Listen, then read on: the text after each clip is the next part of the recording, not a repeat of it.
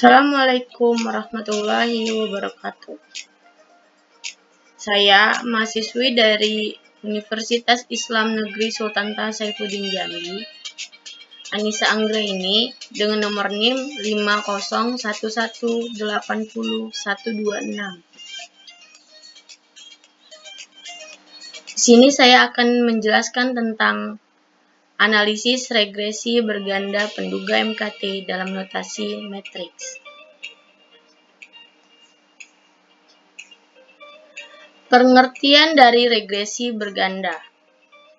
Regresi berganda itu adalah model regresi atau prediksi yang melibatkan lebih dari satu variabel bebas atau prediktor. Istilah regresi berganda dapat disebut juga dengan istilah multiply regression. Kata multiply berarti jamak atau lebih dari satu variabel. Banyak para orang-orang yang salah kaprah dalam memahami istilah tersebut, di mana tidak bisa membedakan antara multiply regression dengan multivariate regression. Perbedaannya adalah jika multiply regression atau regresi berganda adalah adanya lebih dari satu variabel prediktor atau variabel bebas atau variabel independen. Sedangkan multivariate regression atau regresi multivariate adalah analisis regresi di mana melibatkan lebih dari satu variabel respon atau variabel terkait atau variabel dependen. Jenis-jenis regresi. Regresi berganda sebagai salah satu jenis analisis statistik. Banyak sekali macamnya, tergantung pada skala data per variabel. Berikut saya jelaskan salah satunya. Satu persatu. Regresi linear berganda. Regresi linear berganda adalah model regresi berganda jika variabel terikat berskala data, interval atau rasio, kuantitatif atau numerik. Sedangkan variabel bebas pada umumnya juga berskala data interval atau rasio. Namun ada juga regresi linear di mana variabel bebas menggunakan skala data nominal atau ordinal. Yang lebih lazim disebut dengan istilah data dummy. Maka regresi linear yang seperti itu disebut dengan istilah regresi linear dengan variabel dummy. Contohnya, regresi berganda jenis ini adalah pengaruh DER dan NPM terhadap return saham. Regresi logistik berganda. Regresi logistik berganda adalah model regresi berganda jika variabel terikatnya adalah data dikotomi. Dikotomi artinya dalam bentuk kategori dengan jumlah kategori sebanyak 2 kategori, misalnya laki-laki dan perempuan, baik dan buruk, ya dan tidak, benar dan salah, benar dan salah, serta banyak lagi contoh lainnya. Sedangkan variabel bebas jenis regresi berganda pada umumnya adalah juga variabel dikotomi.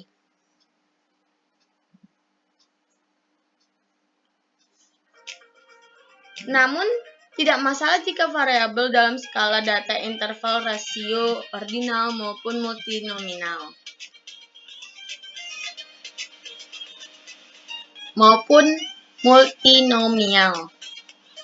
Contoh regresi berganda jenis ini adalah pengaruh rokok dan jenis kelamin terhadap kejadian kanker paru, di mana rokok kategorinya ya dan tidak, jenis kelamin kategorinya laki-laki dan perempuan, sedangkan kejadian kanker paru kategorinya ya dan tidak. Ada 2 metode yang sering dipakai dalam jenis regresi berganda ini, yaitu metode Logit dan Probit. Selanjutnya adalah regresi ordinal berganda. Regresi berganda jenis ini adalah analisis regresi di mana variabel terkait adalah skala data ordinal. sedangkan variabel bebas pada umumnya juga ordinal. Namun tidak masalah jika variabel dengan skala data yang lain, baik kuantitatif maupun kualitatif. Keunikan regresi ini adalah jenis variabel bebas adalah data kategori atau kualitatif, maka disebut sebagai faktor. Sedangkan jika data numerik atau kuantitatif, maka disebut sebagai kovariates. Ada 5 metode perhitungan jenis regresi ordinal yang dapat Anda pelajari. Contohnya, regresi berganda jenis ini adalah pengaruh tingkat penghasilan dan usia terhadap tingkat pengetahuan terhadap IT, di mana tingkat penghasilan sebagai faktor dengan kategori rendah, menengah, dan tinggi. Usia sebagai kovariat dengan skala data numerik dan tingkat pengetahuan terhadap IT sebagai variabel terikat berskala data ordinal dengan kategori baik, cukup, dan kurang. Selanjutnya adalah regresi multinominal berganda.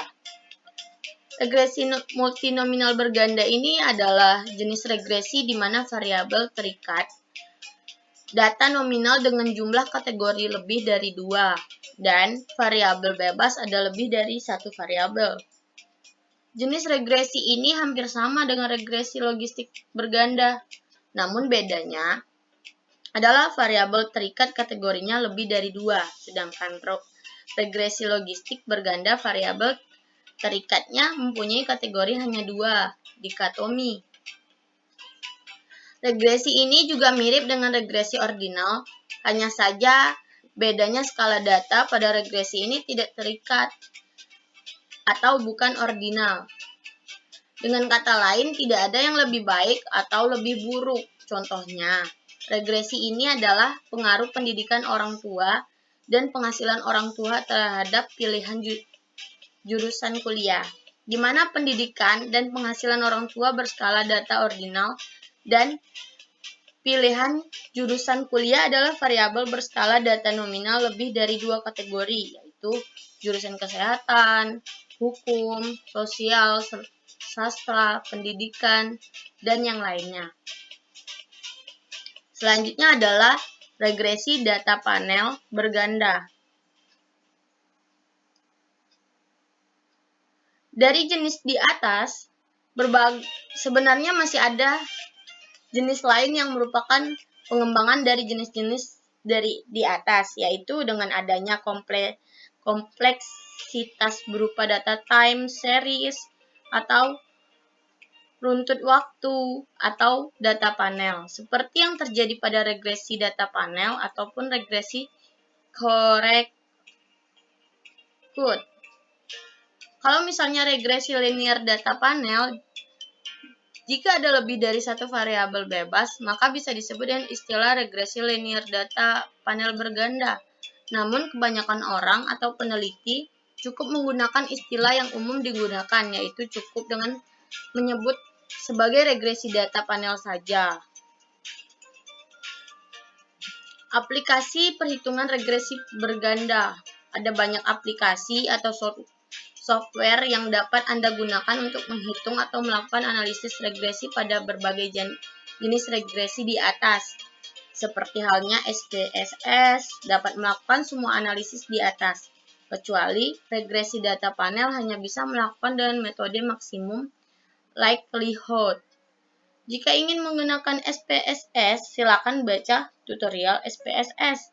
Sedangkan aplikasi lainnya mempunyai daya yang lebih powerful karena bisa melakukan semua di atas seperti Stata dan FView.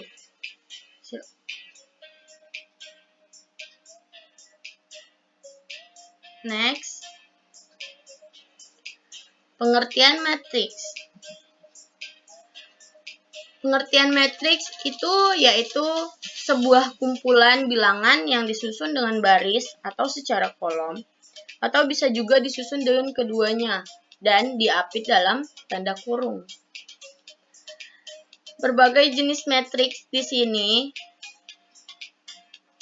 yaitu yang pertama adalah matriks baris. Contohnya ada 1, 2, 4, 5. Adalah matriks baris 1 dikali 4 ditulis dengan A di dalam kurung 1 dikali 4. Yang kedua adalah matriks identitas. Contohnya ada di sana. I itu adalah matriks persegi, matriks satuan atau matriks identitas. Jika syarat-syarat perkalian matriks dipenuhi, maka AI adalah IA sama dengan A. Yang ketiga adalah matriks inverse.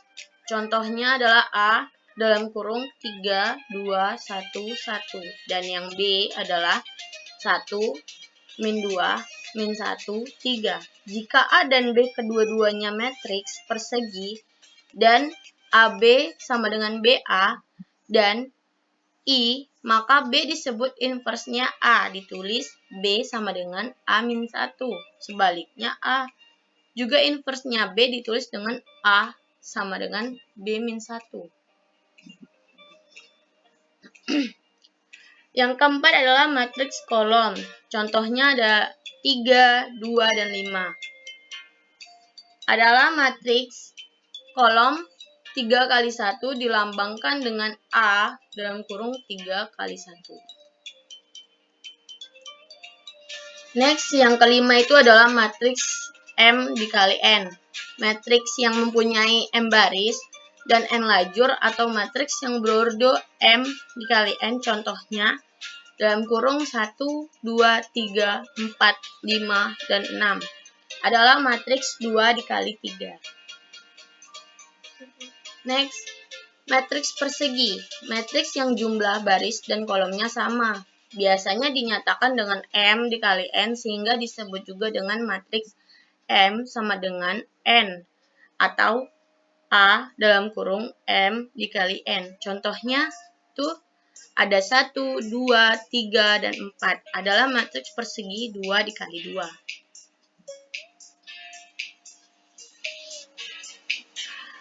Analisis regresi, terdapat tipe-tipe di analisis tersebut. Yang pertama yaitu adalah model ARLS atau analisis regresi linear pertama. Jenis hubungan yang biasa berbentuk sangat bermacam-macam, tergantung dari sifat hubungannya. Dari fungsi matematis yang paling sederhana, sama ke fungsi matematis yang kompleks. Hubungan yang saling sederhana berupa fungsi linear yang jika digambar berupa garis lurus. Dan yang kedua adalah model RTL berganda. Dalam bahasa tentang regresi linear sederhana, biasanya diprediksi nilai satu buah variabel, dependen dengan dasar nilai satu variabel penjelas. Akan tetapi, dapat dilihat bahwa fenomena di atas jarang terjadi di dunia nyata. Yang sering terjadi di dunia nyata adalah bahwa perilaku satu buah variabel dependen biasanya akan dipengaruhi oleh lebih dari satu buah variabel penjelas. Baiklah, sekian dari saya. Terima kasih.